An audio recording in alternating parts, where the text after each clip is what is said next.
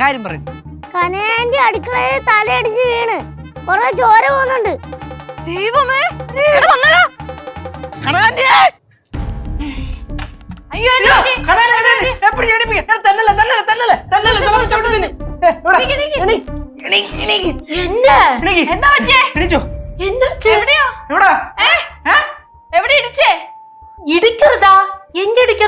ചേച്ചി എന്തേലും വയ്യാതെ വന്നാൽ തന്നെ പറയാത്താണ്. നോക്ക്, അവിടെ എവിടെയെങ്കിലും ഇടിച്ചിട്ടുണ്ടാവും. ചോര എവിടെ? അതിന്റെ ഇടയ്ക്ക് അതല്ലാണോ കഴുകി കളഞ്ഞത്? என்ன சொல்றீங்க? അല്ല, കനകാന്റെ തലയിടിച്ച് വീണ് ചോര പോയെന്ന് പറഞ്ഞു. யாரு சொன்னா?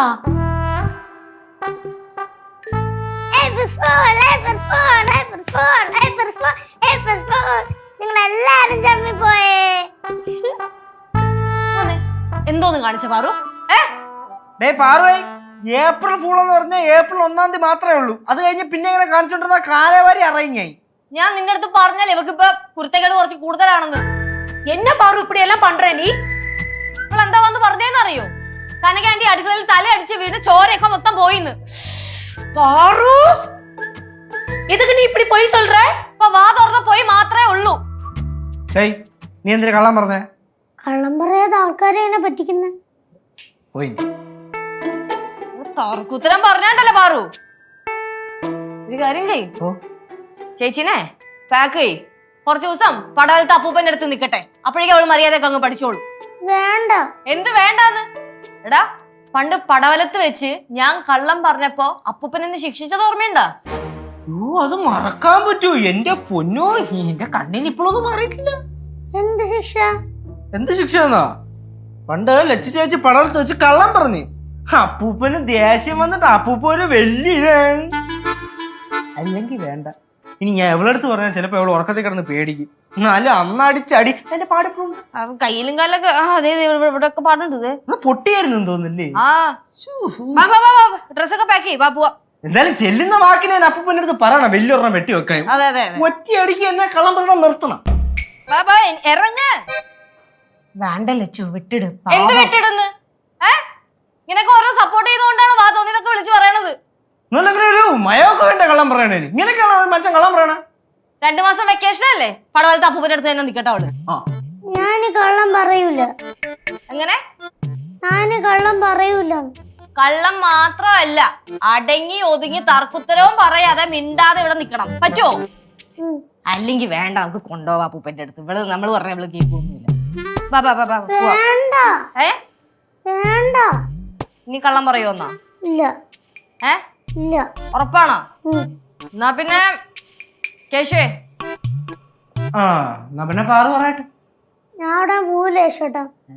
എടി അതല്ല, കൈ നീട്ട്.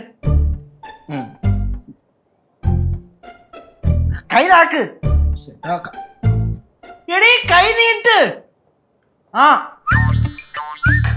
ലച്ചു ചേച്ചി. കനകമാൻഡി കൈ താത്തു. ലക്ഷ്മി. ലക്ഷ്മി അല്ലല്ലോ അവരുടെ പേര്. പാർവതി ബാലേന്ദ്രൻ തമ്പി കൈ നീട്ടു. കഷ്ടം. ഞാൻ എന്ത് പറയാൻ വന്നേ? ഞാൻ പറയണ അതേപോലെ ഏറ്റു പറഞ്ഞോണം, കേട്ടല്ലോ. ഇന്നു മുതൽ പാർവതി ബാലേന്ദ്രൻ തമ്പി എന്ന ഞാൻ സത്യം മാത്രമേ പറയുള്ളൂ. കള്ളം പറയത്തില്ല. മൂത്തവര് പറയുന്നത് കേട്ടനുസരിച്ച് നിൽക്കും. എല്ലാവരെയും ബഹുമാനിക്കും. ചെറിയവരും വലിയവരും അല്ലാതെ തർക്കുത്തരം പറയൂല.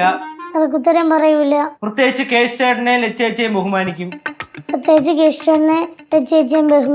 കനകാന്റിയും ബഹുമാനിക്കും. വലിപ്പ ചെറുപ്പമില്ലാതെ എല്ലാവരെയും ബഹുമാനിക്കും. വലിയവരെ മാത്രം ബഹുമാനിച്ചാ പോരെ? ഇവള് നന്നോല പടവലത്ത് പോവാ. വേണ്ട, എല്ലാരെയും ബഹുമാനിച്ചോളാം. അത് അവിടെ പറഞ്ഞു. എല്ലാരെയും ബഹുമാനിക്കും. പറയണേ. എല്ലാരെയും ബഹുമാനിക്കും. പിന്നെ ഒന്നുകൂടെ പറയാണ്, കള്ളം പറയൂ. കള്ളം പറയൂല, സത്യം മാത്രമേ പറയൂ. തൽക്കാലം മതി. ഞാനും കള്ളം പറഞ്ഞ ബാഗ് പാക്ക് ചെയ്യുന്നു, നേരെ വണ്ടി കയറ്റി വിടും. 4 ദിവസം നമ്മളൊന്ന് നോക്കും. ഇല്ലെങ്കിൽ 2 മാസം അപ്പൂപ്പന്റെ ശിക്ഷണത്തിൽ നീ നിൽക്കും.